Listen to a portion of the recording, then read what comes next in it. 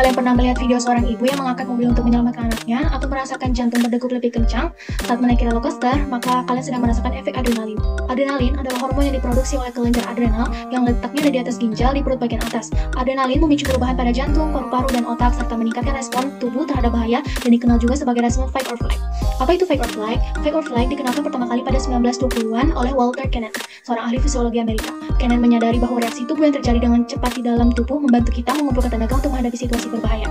Nah, tanpa adrenalin, manusia tidak bisa bertahan hidup karena mereka tidak waspada dan tidak fokus terhadap ancaman yang sedang mereka hadapi. Apa yang dapat kita lakukan ketika kita berada di kapal Titanic yang tenggelam?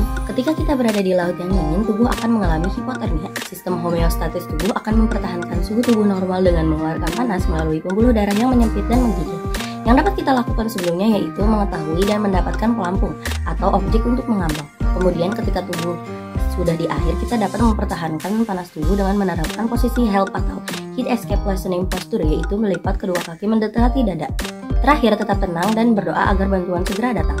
Pesawat jatuh di gurun, terutama di lingkungan panas dan kering seperti gurun, dapat menyebabkan dehidrasi, mengurangi keringat, dan meningkatkan kemungkinan terjadinya heat stroke.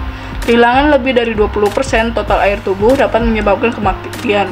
Langkah-langkah saat terjebak di gurun: ambil air dan makanan sebanyak mungkin dari pesawat, hemat dalam mengonsumsi, buat sinyal SOS di permukaan atau dengan asap, periksa radio untuk meminta bantuan, temukan tempat teduh untuk melindungi diri dari matahari. Yang ketiga adalah tersesat di hutan hujan tropis. Hutan hujan tropis cenderung memiliki suhu dan kelembapan yang tinggi.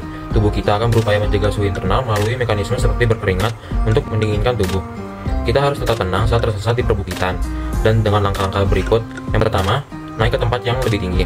Yang kedua, ikuti aliran sungai menuju dataran lebih rendah. Dan jangan lupa selalu periksa persediaan makanan dan minuman. Yang ketiga, buatlah api unggun untuk penerangan.